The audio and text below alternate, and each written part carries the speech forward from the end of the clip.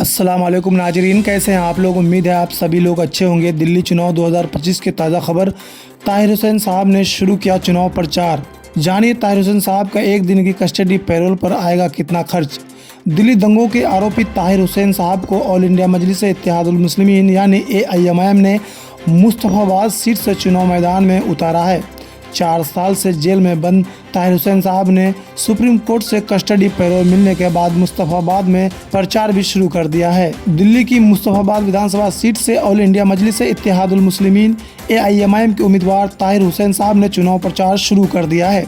दिल्ली दंगों का आरोपी कोर्ट से कस्टडी पैरोल मिलने के बाद बुधवार को चुनाव प्रचार के लिए पुलिस की कस्टडी में मुस्तफाबाद विधानसभा क्षेत्र में पहुंचा। ताहिर हुसैन साहब की ओर से चुनाव प्रचार के लिए दाखिल जमानत याचिका पर सुनवाई करते हुए कोर्ट ने एक दिन पहले ही 12 घंटे चुनाव प्रचार के लिए 6 दिन की कस्टडी पैरोल दे दिया था। कोर्ट ने कस्टडी पैरोल मिलने के अगले ही दिन ताहिर हुसैन साहब के लिए चुनाव प्रचार शुरू कर दिया है। कस्टडी पैरोल पर जो खर्चा आएगा, कोर्ट के आदेश के मुताबिक से ताहिर हुसैन साहब को वाहन खर्चा देना पड़ेगा। जानकारी के मुताबिक ताहिर हुसैन को 6 दिन की कस्टडी पैरोल पर कुल 14,82,000 रुपये खर्च करने होंगे। हर दिन के लिहाज से देखें तो ताहिर हुसैन को एक दिन प्रचार के लिए 2,47,000 रुपये का भुगतान करना होगा। ताहिर हुसैन को शर्तों के मुताबिक 2 दिन का पैसा एडवांस जमा करना होगा। ताहिर हुसैन को यह रकम अपनी सुरक्षा और सरकारी वाहन पर आने वाले खर्च के लिए जमा करनी होगी। एडवांस पेमेंट करने पर ही ताहिर हुसैन जेल से बाहर आ सकेगा।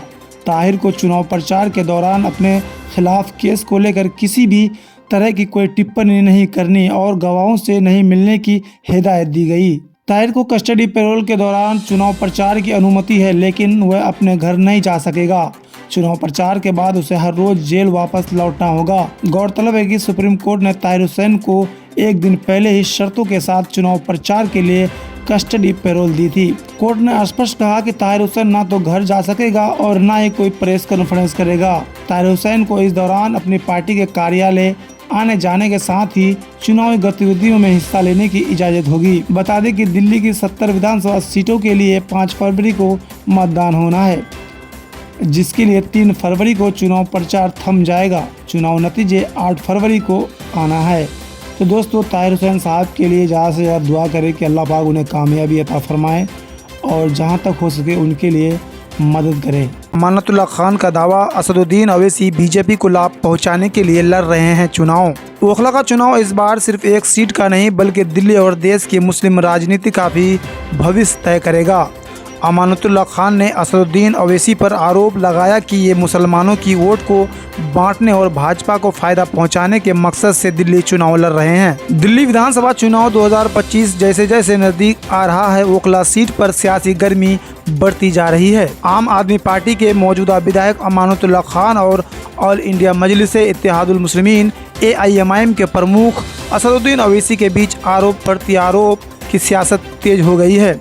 ओखला सीट जो मुस्लिम बहुल क्षेत्र है, अब इन दोनों नेताओं के बीच गहरी राजनीतिक जंग का मैदान बन गई है। आम आदमी पार्टी के विधायक अमानतुल्लाह खान ने हाल ही में एक जनसभा के दौरान बैरिस्टर असदुद्दीन अवैसी साहब पर कड़े आरोप लगाए। उन्होंने कहा कि असदुद्दीन अवैसी यहाँ मुसलमानों की वोट को बांटने और भाजपा को फायदा पहुँचाने के मकसद से आए हैं। ये आपका हमदर्द नहीं है। अमानतुल्लाह खान ने दावा किया कि उन्होंने ओखला की जनता के लिए जेल तक का सामना किया, लेकिन कभी अपनी जिम्मेदारी से पीछे नहीं हटे। उन्होंने सवाल उठाया कि दिल्ली दंगों के दौरान असदुद्दीन अवैसी कहाँ थे।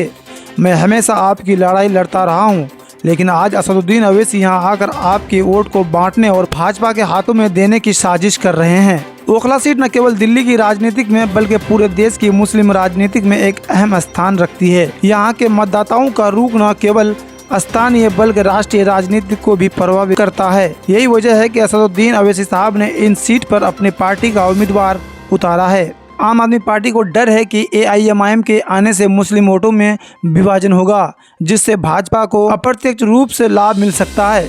ओखला के मतदाता अब असमंजस में है कि वे लंबे समय से उनकी सेवा करने वाले अमानतुल्लाह खान को चुने या असदुद्दीन अवैसी के नेतृत्व वाली पार्टी AIMIM को मौका दे। अमानतुल्लाह खान ने अपने काम और कुर्बानी का जिक्र करते हुए भावुक अपील की। उन्होंने कहा कि मैंने अपने लिए कुछ नहीं किया, आपके लिए जेल गया, 41 मुकदमों का सामना किया, हर दिन कोर्ट के चक्कर लगाए लेकिन कभी शिकायत नहीं की। उन्होंने कहा कि जब भी वो मुश्किल में होते हैं, जनता की मस्जिदों में की गई दुआएं उन्हें हौसला देती है।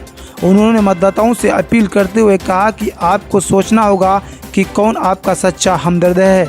मैंने आपके लिए सब कुछ दांव पर लगा दिया है।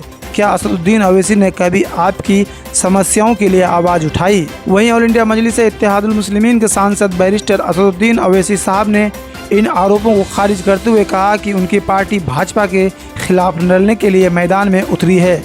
असदुद्दीन अवैसी साहब ने कहा कि हम यहाँ आपके अधिकारों की लड़ाई लड़ने आए हैं, ना कि किसी को फ़ायदा पहुँचाने।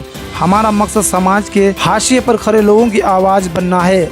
असदुद्दीन अवैसी साहब ने यह भी कहा कि आम आदमी पार्टी अपने कामों के बजाय भावनात्मक अपीलों का सहारा ले रही है। उन्होंने कहा कि हम चुनाव मैदान में हैं क्योंकि हम समझते हैं कि मुस्लिम समुदाय को एक मजबूत और स्वतंत्र राजनीतिक प्रतिनिधित्व की जरूरत है। जैसे जैसे चुनाव की तारीख करीब आ रही है, ओखला में राजनीतिक तनाव बढ़ता जा रहा है। आम आदमी पार्टी और AIMIM दोनों ही अपने अपने दावों पर मजबूत करने में जुटी है। अमानतुल्लाह खान जहां अपनी सेवाओं और कुर्बानी को गिना रहे हैं, वहीं असदुद्दीन अवैसी मुस्लिम समुदाय को एक नई राजनीतिक दिशा देने की बात कर रहे हैं। AIMIM ऑल इंडिया मजलिस-ए-इत्तेहादुल मुस्लिमीन चुनाव प्रचार में अपनी पूरी ताकत झोंक दी है। AIMIM के प्रमुख असदुद्दीन अवैसी साहब ने गुरुवार रात ओखला में जनसभा को संबोधित करके साथ पैदल चलकर प्रचार भी किया। असदुद्दीन अवैसी साहब ने आम आदमी पार्टी और भाजपा पर तीखा हमला बोला। बैरिस्टर असदुद्दीन अवैसी साहब ओखला से चुनाव लड़ रहे हैं। दिल्ली के दंगे आरोपी शिफाउर रहमान के लिए प्रचार करने पहुंचे थे। असदुद्दीन अवैसी साहब ने कहा कि सब जगह विकास हो रहा है लेकिन दिल्ली में नहीं, यहाँ गलियों तक की हालत बेहद ख़राब है। असदुद्दीन अवैसी साहब ने आप पर निशाना साधते हुए कहा कि तुम डरो मत कि भाजपा जीत जाएगी। मुझे मालूम है कि तुम्हारे मन में डर पैदा हो गया है, तुमको तुम्हारी नाकामी नज़र आ रही है। मैं 5 साल पहले भी यहाँ आया था, ओखला में कोई तरक्की नज़र नहीं आती। असदुद्दीन अवैसी साहब ने कहा कि मोदी और केजरीवाल दोनों RSS से निकले हुए हैं। बैरिस्टर असदुद्दीन अवैसी साहब की पार्टी ऑल इंडिया मजलिस-ए-इत्तेहादुल मुस्लिमीन ने मुस्तफाबाद से ताहिर हुसैन और ओखला से शिफाउर रहमान साहब को मैदान में उतारा है। दोनों 2020 के दिल्ली दंगों के मामले में जेल में अभी बंद हैं। असदुद्दीन अवैसी साहब ने दावा किया कि उनके प्रत्याशी शिफाउर रहमान और ताहिर हुसैन जेल में रहते हुए चुनाव जीतेंगे। शिफाउर रहमान दिल्ली दंगों की साजिश के मामले में जेल में बंद है। असदुद्दीन अवैसी साहब ने कहा कि अगर अरविंद केजरीवाल जमानत ले सकते हैं और चुनाव लड़ सकते हैं तो शिफा और ताहिर हुसैन भी जेल के अंदर से चुनाव लड़ सकते हैं और जीत सकते हैं। जनसभा को संबोधित करते हुए बैरिस्टर असदुद्दीन अवैसी साहब ने शिफा की तुलना पूर्व केंद्रीय मंत्री जॉर्ज फर्नांडिस से की।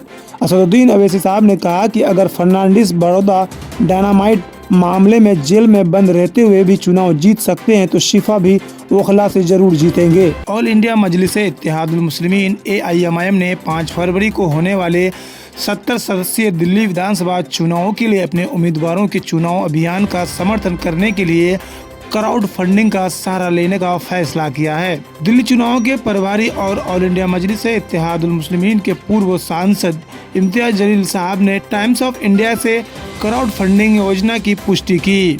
उन्होंने कहा, हम बड़ी राजनीतिक पार्टियों की धन शक्ति का मुकाबला नहीं कर सकते। हमारे उम्मीदवार साधारण सामाजिक पृष्ठभूमि से हैं। हम क्राउड फंडिंग के जरिए उनके अभियान के लिए धन जुटाएंगे। ये पहली बार है कि ऑल इंडिया मजलिस-ए-इत्तेहादुल मुस्लिमीन किसी राज्य में अपने चुनावी उम्मीदवारों के लिए क्राउड फंडिंग का सहारा ले रही है। हैदराबाद के सांसद बैरिस्टर असदुद्दीन अवैसी साहब के नेतृत्व वाली पार्टी ने 2 उम्मीदवार उतारे हैं। मुस्तफाबाद से पूर्व आप पार्षद ताहिर हुसैन और ओखला से जामिया के पूर्व छात्र संघ अध्यक्ष शिफाउर रहमान साहब। सोमवार को नामांकन वापस लेने की आखिरी तारीख के बाद भी दोनों मैदान में बने हुए हैं। 2020 के पिछले विधानसभा चुनाव में आम आदमी पार्टी ने दोनों सीटें जीती थी। ये दोनों उम्मीदवार 2020 के दिल्ली दंगा मामलों में आरोपी है और फिलहाल जेल में है। नामांकन पत्र दाखिल करने के लिए उन्हें कस्टडी पैरोल मिली थी, जिसके बाद वे फिर से जेल में है। हालांकि AIMIM ने 12 विधानसभा क्षेत्रों में चुनाव लड़ने की योजना बनाई थी, लेकिन MIM ने जीतने के उद्देश्य से खुद को केवल 2 सीटों तक सीमित रखा।